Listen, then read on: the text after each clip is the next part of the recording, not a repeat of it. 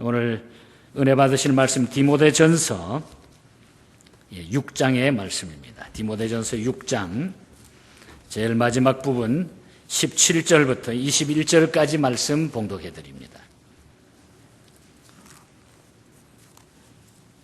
디모데전서 6장. 내가 이 세대의 부한 자들을 명하여 마음을 높이지 말고 정함이 없는 재물에 소망을 두지 말고 오직 우리에게 모든 것을 후히 주사 누리게 하시는 하나님께 두며 선한 일을 행하고 선한 사업에 부하고 나눠주기를 좋아하며 동정하는 자가 되게 하라. 이것이 장래에 자기를 위하여 좋은 터를 쌓아 참된 생명을 취하는 것이니라. 디모데야, 내게 부탁한 것을 지키고 거짓되이 일컫는 지식에 망령되고 허한 말과 변론을 피하라. 이것을 쫓는 사람들이 있어 믿음에서 벗어나느니라. 은혜가 너희와 함께 있을지어다. 아멘.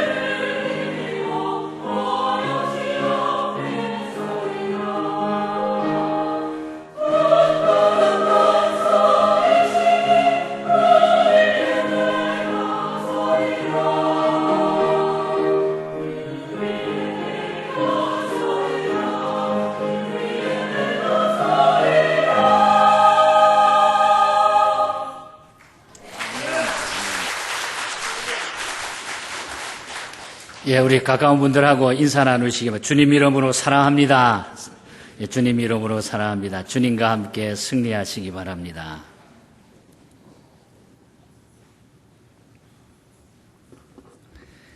그리스도인의 삶에 대한 말씀을 계속해서 드립니다. 지난주에 구원받은 사람들이 어떻게 살아야 되느냐, 오늘 연속되는 얘기입니다. 오늘 그리스도인들의 삶, 예수 믿은 사람들의 삶이 어떤 삶을 살아야 되는가. 소유로 그 사람을 평가하는 것은 그 물질 문명에 익숙한 사람들이 하는 일입니다. 그러나 그 사람을 삶으로 평가한다고 하는 것은 정신 문명에 익숙한 사람들이 하는 일입니다. 많이 가지면 행복하고 또 적게 가지면 불행하다고 생각하는 것, 또 높으면 행복하고 낮으면 불행하다고 생각하는 것, 오래 살면 행복하고 또 빨리 죽으면 불행하다고 생각하는 것은 가만히 깊이 생각해 보면 소유 가치로 보기 때문에 그렇게 말하는 것입니다. 유명한 그 에릭 프롬이라고 하는 사람은 인간을 두 가지 이야기로 했습니다. 하나는 소유형의 인간이 있고 존재형의 인간이 있다 그랬습니다. 소유형의 인간은 전부 자기가 무언가는 갖기 위해서 살아간다는 얘기죠. 그러나 우리가 이 땅 위에서 그 무엇도 소유해보지만은 거기에는 만족감이 없습니다. 중요한 것은 존재형의 인간입니다. 내가 왜 존재하는가? 이 존재에 대한 문제를 우리가 똑바로 모르면은 우리는 인간의 그 목적과 내가 왜 이 땅에 사는지를 알 수가 없습니다. 소유로 사람을 평가하는 것은 매우 위험한 일입니다.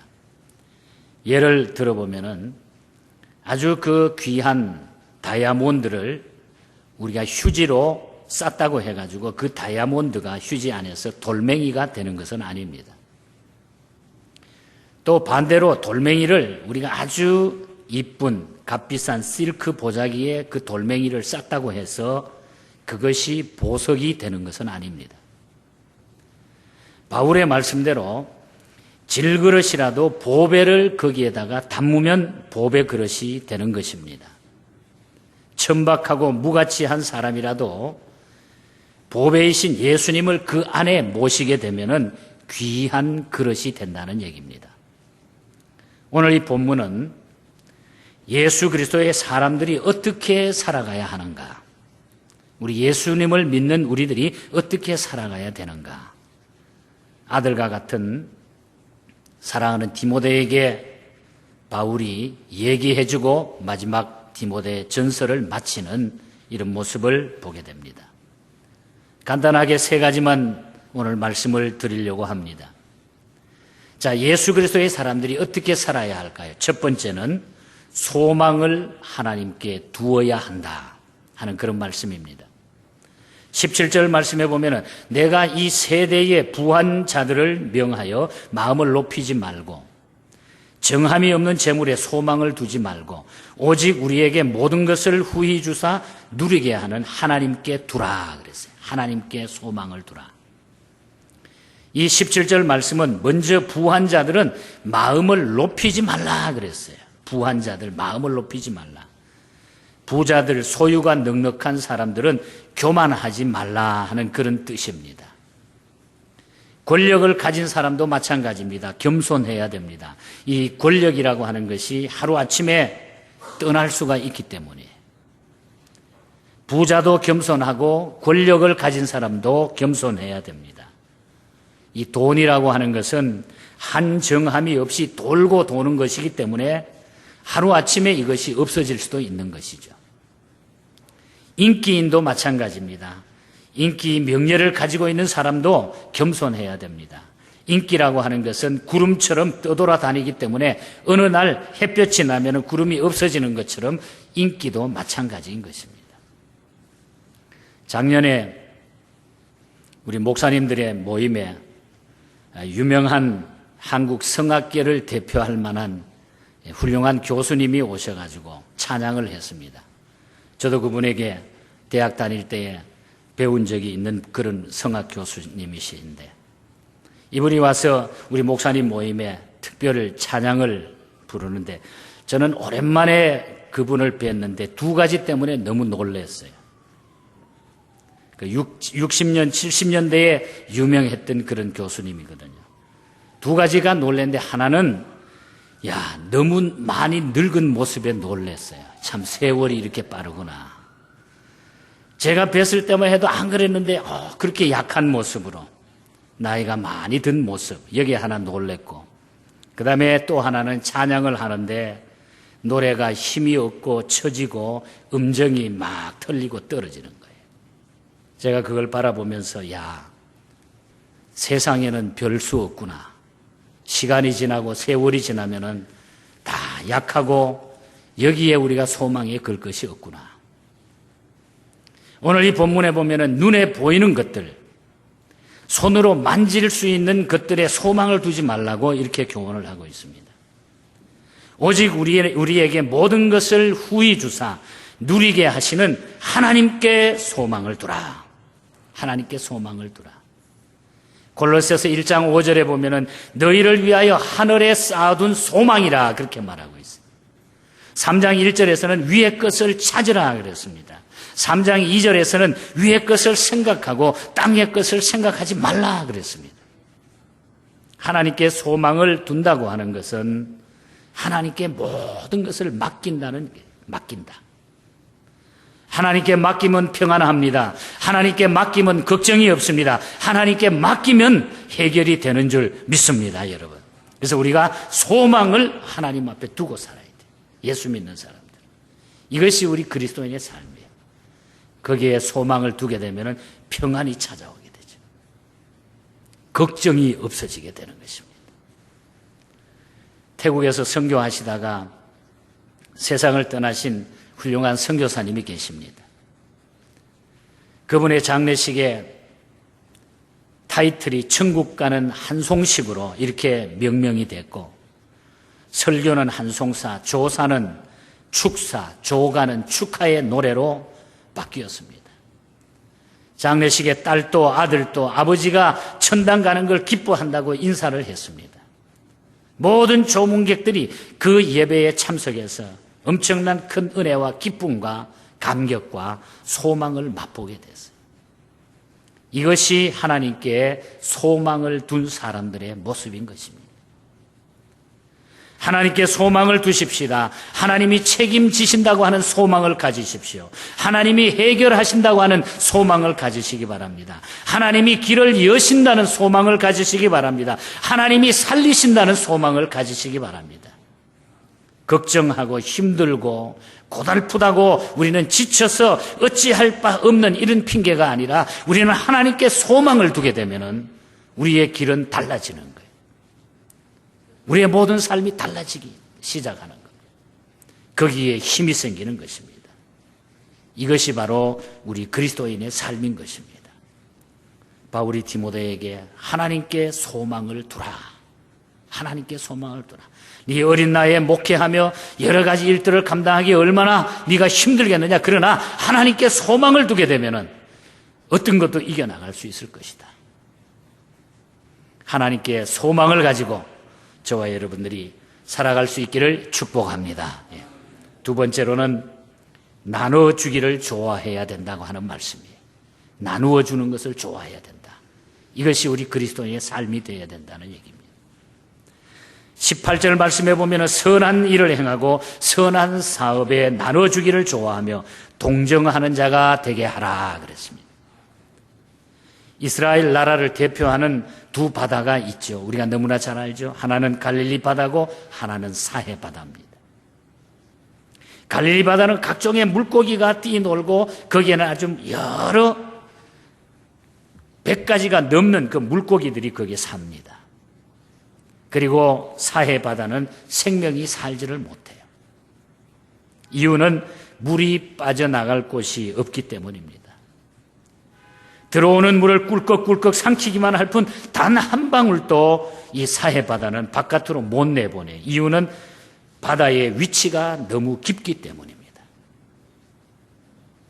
하나님은 우리 인간을 창조하실 때에 입구와 출구를 분명하게 만드셨습니다. 음식물이 들어가면 또 배설되는 곳이 따로 이렇게 만들어 두셨어요. 그래서 우리의 몸, 우리 인체를 보면은 하나님이 아주 기가 막히게 만들어 주신 걸 우리가 알 수가 있어요. 그것이 정상적으로 돌아가지 않으면은 우리는 육체가 이상을 느끼게 돼 있어요. 코와 입으로 산소가 들어가면 각 기관으로 필요량의 산소를 공급하게 되고, 불필요한 가스는 다른 데로 배출하도록 우리의 몸의 기능을 만들어놨어요. 그렇게 안 되면은 금방 병이 생기든지 우리는 죽게 되는 것입니다. 자동차의 원리도 비슷합니다. 경제의 원리도 같습니다. 돈이 정당한 절차를 거쳐서 유통되지 못하고 지하로 스며들거나 자본이 해외 시장으로 빠져나가면은 경제에 빨간불이 켜진다고 하는 것이 경제의 원리입니다. 돈을 번 재벌들이 편하게 재투자할 수 있는 사회 구조, 근로자들이 열심히 일한 만큼 대가를 받을 만한 근로 조건, 이런 것들이 갖춰져야 경제 안정과 발전이 이룩되는 아주 부강한 나라가 되는 거고 사회가 되는 것입니다. 오늘 이 본문 성경에서 나누어준다고 하는 것은 조건 없이 나누어주는 것을 의미해요. 조건 없이. 어떤 조건을 따라서 나누는 게 아니고 조건 없이 나누는 걸 말해요. 이런 예를 우리는 사도행전 초대교회에서 많이 찾아볼 수 있습니다. 사도행전 2장에 보면은 그 말씀이 아주 자세하게 나와 있죠.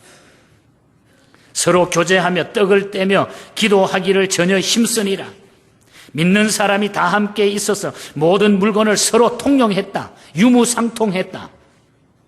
재산과 소유를 팔아가지고 각 사람의 필요를 따라 서로 나누어 줬다 그랬어요. 언뜻 보면은 공산주의가 주장하는 내용과 비슷하죠. 그러나 전혀 같지가 않습니다. 사실 공산주의자들이 이 기독교의 하나님의 말씀을 많이 인용해서 공산주의의 그 바탕을 만들었어요. 사실 따지고 보면. 이 공산주의라고 하는 것은 두들기고 부수고 폭력으로 제도적인 장치를 빼앗아 가지고 나누어 먹자고 하는 것이 공산주의죠. 강압과 강제 수단을 동원해 가지고 끌어모아 가지고 그것을 나누자 이것이죠. 그리고 권력을 가진 사람들은 호의호식하고 자기의 것을 절대로 안 내놓습니다. 그러니 이 초대교회는 누가 누구를 강요한 일이 없어요. 협박을 한 일이 없습니다. 법을 만든 일도 없습니다. 성령 받고 기뻐서 자기 가진 것을 그냥 그대로 내놓지 않을 수가 없었어요. 그걸 나누지 않을 수가 없었어요. 너무 기쁘니까, 성령 받고 은혜 받고 나니까. 열심히 일한 결과로 분배하는 것은 자본주의 이론입니다. 그러나 일하지 않고 자기 가진 것을 빼앗아 가지고 분배하자고 하는 것은 이건 공산주의 이론이 되는 거죠. 오늘 이 본문의 교훈으로 돌아가 봅시다. 왜 우리가 나눠줘야 합니까? 그것은 다 하나님의 것이기 때문입니다. 우리가 욥기를 보더라도 또 우리 스스로 우리 자신을 생각하더라도 우리는 이 땅에 어머니 몸을 빌려서 나올 때에 우리는 그 누구도 손에 무언가를 들고 나온 사람은 아무도 없어요. 몇 천만 원짜리, 몇 천만 불짜리 수표를 들고 나오거나 금덩어리를 들고 나온 사람은 아무도 없습니다. 우리는 빈손으로 이 세상에 왔습니다. 그런데 하나님의 은혜로 이만큼 먹고 쓰고 누리며 살게 되었습니다. 이걸 생각하면 너무너무 우리가 감사한 것밖에 없죠. 나누며 사는 것이 행복한 삶이기 때문에 그래서 우리는 마지막 이 세상을 떠날 때도 우리가 가져갈 곳은 아무것도 없어요. 맨손으로 이 세상을 우리는 떠나야 되는 것입니다. 남을 돕고 나누는 일을 외면하지 마십시오.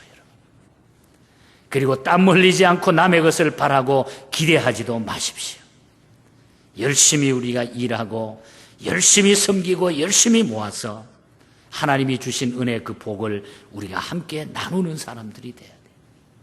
이것이 우리 그리스도인의 삶인 것입니다. 자기만 알고 이기주의로 살아가면 안 돼. 오늘 선교도 봉사도 이런 의미에서 이런 차원에서 우리는 선교하게 되는 것이고 이런 차원에서 우리는 복음을 나누게 되는 것이고 이런 차원에서 우리는 모든 것을 베풀게 되는 것입니다. 내가 가지고 있는 만족함을 가지고 주는 게 아니에요. 우리는 언제나 빈손이었기 때문에 그저 하나님의 은혜에 감사해서 우리가 나누는 그 삶이 오늘 우리 그리스도인의 삶이에요. 꼭 물질뿐만 아니라 우리의 마음을 나누고 우리의 시간을 나누고 격려하고 슬픔을 나누고 기쁨을 함께 나누는 이것이 우리 그리스도인의 삶인 것입니다.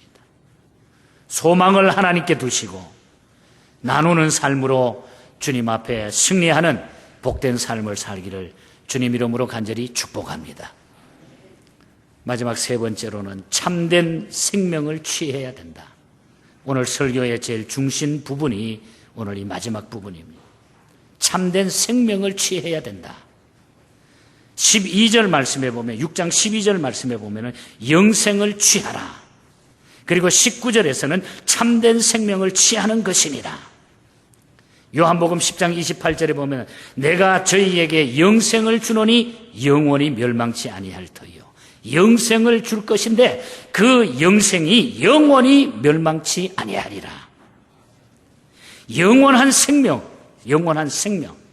이 영생은 예수 믿고 구원받은 사람들이 누리는 영원한 은혜며 축복입니다. 오늘 예수 믿고 사는 그리스도인의 삶은 이 영원한 생명을 가지고 산다고 하는 것. 얼마나 놀라운 일인지 몰라요. 여러분 이 영원한 생명, 이 영생을 취하신 줄 믿습니다. 여러분 한 분 한 분이. 이게 없으면요 우리의 신앙생활이 흔들리게 돼 있어요. 그래서 우리가 옳게 못 사는 거예요. 적당하게 우리가 가는 거예요. 믿음 생활도. 확신이 없기 때문에. 이 확신을 가지고 우리가 쓰지 않으면, 이 문제가 해결되지 아니하면 우리 신앙생활을 똑바로 못하게 된다는 얘기예요. 타협주의, 상학윤리적으로 살 수밖에 없어요. 생명을 여기에 걸 수가 없다는 얘기예요. 왜? 이 생명 문제이기 때문에, 이 문제는. 우리가 구약 성경을 보면은 죽음에 관한 이야기가 많이 나옵니다. 창세기 5장을 살펴보면은 아담이 930세를 살고 죽었다.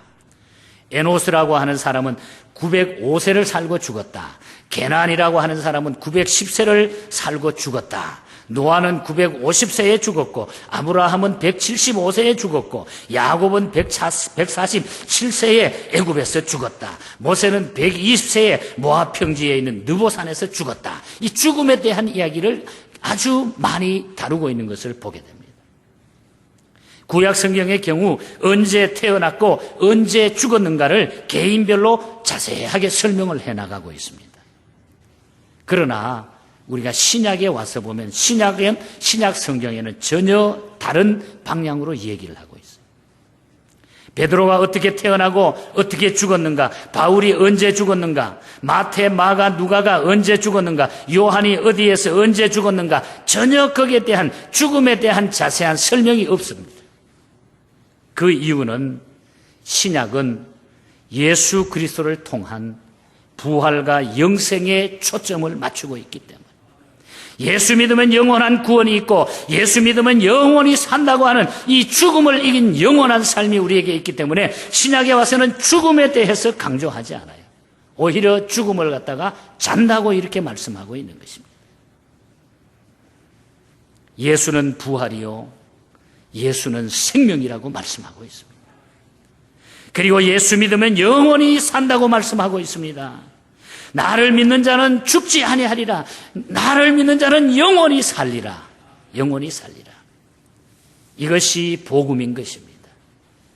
죽어도 다시 살고 영원히 사는 참 생명, 영원한 생명을 믿는 사람들에게 죽음이라고 하는 것은 특별한 의미가 없잖아요. 그래서 신약에서는 죽음에 대한 이야기를 하지 않고 있어요. 우리가 영원히 사는데 죽음이 뭐가 그렇게 걱정이 되느냐, 그 말이죠. 그래서 신약은 죽음의 문제보다는 생명을 크게 취급하고 있는 것입니다. 여러분이 영원히 사는 것을 믿으십니까? 영원히 사는 것. 바로 이러한 죽음보다 생명의 중요성과 그 힘을 믿었기 때문에 바울도 그렇고 베드로도 그렇고 스데반도 그랬고 야고보도 순교할 수 있었어요. 우리나라에도 짧은 역사 가운데 우리 믿음의 선조들이 많이 훌륭한 분들이 많이 있었어요. 이 사건 때문에, 영원히 사는 영생을 취한 이 사건 때문에 그분들이 생명을 걸고 순교했던 것입니다. 그 순교의 피를 우리가 받은 거예요. 그것 때문에 우리가 예수 믿을 수 있었던 것입니다. 한국의 숭실대학교에 섬겼던 그 배명진 교수라고 하는 분이 계십니다. 이분은 아주 특별한 것을 전공하신 분인데 사람들의 그 목소리를 통해서 그 사람의 심리 상태를 분석하는 소리공학 박사입니다. 그 논문을 통해서 PhD를 받으신 분이에요. 소리공학 박사예요. 이분이 아주 특별한 그 연구를 했는데, 이제 지금은 우리 세상 떠났습니다만 고 노무현 대통령, 이분의 목소리를 연구를 해가지고 이렇게 글을 써놓은 것을 제가 가지고 있어요. 그 노무현 대통령이 탄핵을 받을 당시에 탄핵 소추안이 부결된 이후 노 대통령이 그 국무회의와 같은 공식 이 석상에서 말한 그 목소리를 전부 자세하게 분석을 했어요. 그 분석한 결과 그 목소리를 해보니까 한 맺힌 목소리가 거기에 막 섞여 있더라는 게, 한이 맺혀 있는 목소리. 타고난 그 저음이라든지 호소력 있는 부드러운 그런 음성보다는 막 폭발성이 있는 목소리가 아주 강하게 나타나더라는 얘기예요. 또 몇 년 전에 우리가 잘 알죠. 이라크에서 인질로 잡혔다가 아주 억울하게 생명을 잃은 김선일 씨라고 하는 분이, 저는 우리 후배 목사님 하나가 또 이름이 똑같은 분이라서 내가 잊어버리지 않는데, 이 김선을 씨가 이라크에서 잡혀가지고 마지막에 결국 거기에서 죽음을 당하잖아요. 그래서 이분이 죽음 직전에 그 목소리가 녹음이 된 것이 나중에 알려져가지고 그 목소리를 이분이 분석을 했는데 거의 노인 목소리에 가까웠다 그래요. 젊은 사람이. 여러분, 우리가 어떤 마음, 어떤 신앙을 갖느냐에 따라 가지고 목소리도 변하고 우리의 모든 삶이 변하게 되는 거예요. 참된 생명을 소유한 사람은요, 말투가 다릅니다. 얼굴 표정이 달라지는 거예요. 우리가 영생을 취하고 예수 믿고 우리 안에 예수 그리스도가 영원히 산다고 하는 이 영생에 대한 확신이 있는 사람들은 우리가 목소리가 다르고 얼굴 표정이 달라질 수밖에 없다는 얘기예요. 사도행전 6장과 7장에 보면은 스데반 집사의 순교기사가 자세하게 나타납니다. 전도하다가 붙잡혀가지고 스데반이 공회에 끌려가지고 수모를 당하고 거기에 공격을 받지요. 신문을 받고 있습니다. 그런데 사도행전 6장 15절에 보면은 그 공회에 많은 사람들이 찾아와가지고 그 모습을 봅니다. 그래서 공회 중에 앉은 사람들이 스데반을 바라보는데 그 스데반을 주목하여 보니까 그 얼굴이 천사의 얼굴과 같더라. 이렇게 말하고 있어요. 스데반의 얼굴이 천사의 얼굴 같더라. 지금 죽어가는, 지금 좀 있으면 죽어야 될지 모르는 그 사람의 얼굴이 천사의 얼굴같이 빛이 나더라는 얘기죠. 위협, 공포, 협박, 죽음 앞에서 그가 천사의 얼굴을 할 수 있었던 것은 영생의 소망 때문인 것입니다. 영생의 소망. 오늘 우리에게는 영생의 소망이 있다고 하는 것. 그리스도인의 삶은 이 소망을 가지고 사는 거예요. 영원히 산다고 하는 것. 영생을 취하라, 취하라.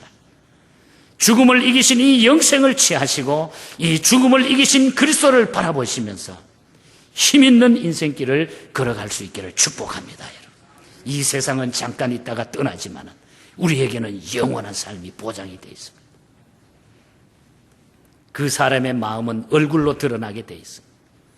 제 아무리 성형 수술을 하고 보톡스 주사를 맞더라도 성내고 화내면 그 얼굴이 일그러지잖아요.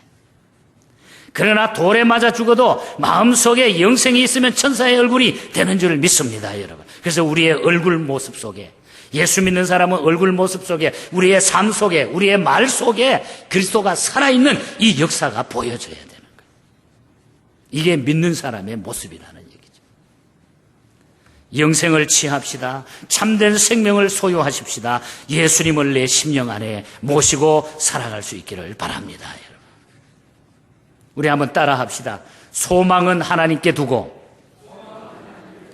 영생은 취하고 믿음은 굳게 지키자. 한 번 더 따라 합니다. 소망은 하나님께 두고 영생은 취하고 믿음은 굳게 지키자. 이것이 우리 그리스도인의 삶의 모습인 거예요. 망령되고 헛한 말 피하라. 하나님 앞에 이 믿음을 가지고 디모데야 승리하라. 이 믿음 가지고 살아라. 이 믿음 가지고 목회해라. 이 믿음 가지고 성도들을 이끌어라. 바울이 마지막에 권면으로 부탁하면서 디모데의 전서가 끝나는 모습을 보게 됩니다. 이것이 그리스도인의 삶이에요.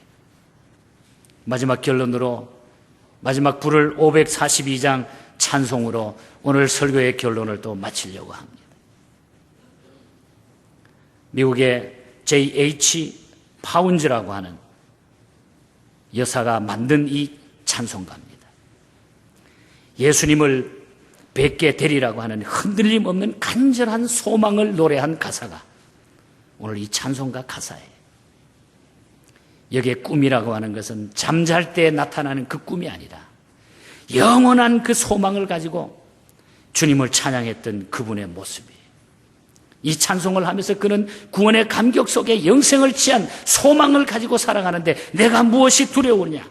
빨리 주님 만나는, 내가 빨리 내 얼굴을 주님 앞에 보여줘야 되겠다. 이 소망으로 살아가는 귀한 고백의 찬송입니다. 1절에 보면은 주여 지난밤 내 꿈에 빼었으니 그 꿈 이루어 주옵소서. 밤과 아침의 계시로 보여주사 항상 은혜를 주옵소서.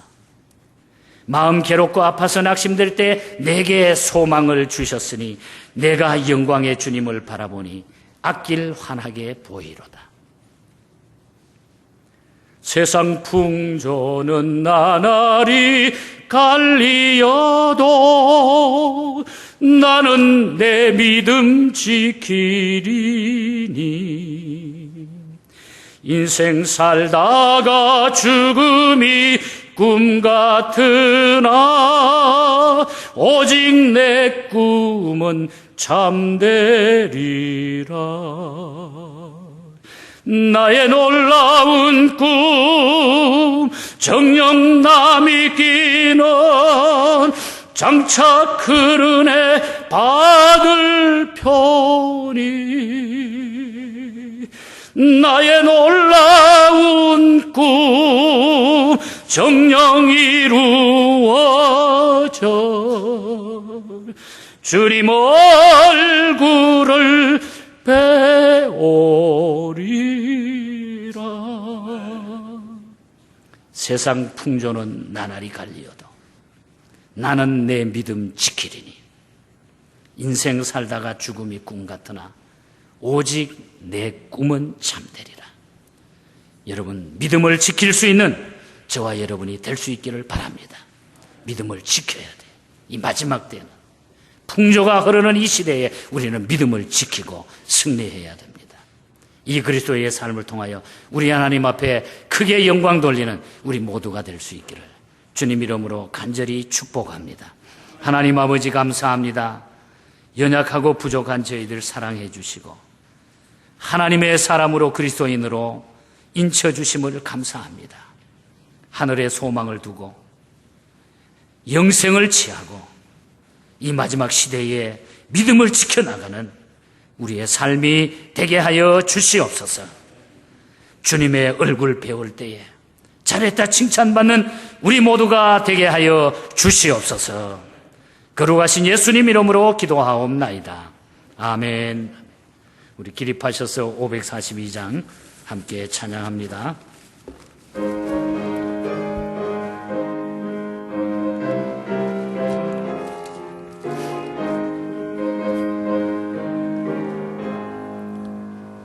주여 지난밤 내 꿈에 빼였으니 그 꿈 이루어 주옵소서. 밤과 아침의 계시로 보여주사 항상 은혜를 주옵소서. 나의 놀라운 꿈 정녕 남이 끼는 장차 큰 은혜 받을 편이. 나의 놀라운 꿈 정녕 이루어져 주님 얼굴을 배우리라. 마음 괴롭고 아파서 낚시될 때 내게 소망을 주셨으며 내가 영광의 주님을 바라보니 앞길 환하게 보이도다. 나의 놀라운 꿈 정녕 남이 끼는 장차 큰 은혜 받을 편이. 나의 놀라운 꿈 정녕 이루어져 주님 얼굴을 배우리라. 세상 풍조는 나날이 갈리어도 나는 내 믿음 지키리니. 인생 살다가 죽음이 꿈 같으나 오직 내 꿈은 잠되리라. 나의 놀라운 꿈 정녕 남이 끼는 장차 큰 은혜 받을 편이 나의 놀라운 꿈 정녕 이루어져 주님 얼굴을 배우리라. 세상 풍조는 나날이 세상 풍조는 나날이 갈리여도 나는 내 믿음 지키리니 인생 살다가 죽음이 꿈 같으나 오직 내 꿈은 잠되리라. 나의 놀라운 꿈 정녕 남이 끼는 장차 큰 은혜 받을 편이 나의 놀라운 꿈 정녕 이루어져 주님 얼굴을 배우리라.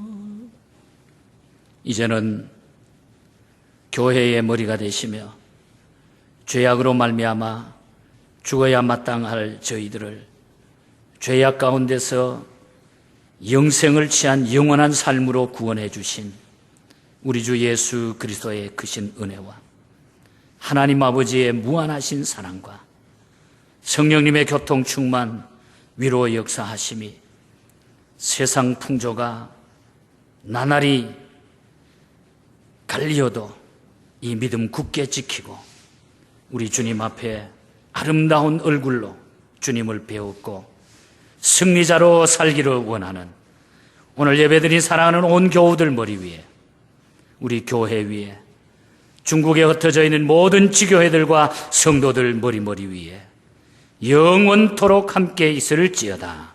아멘.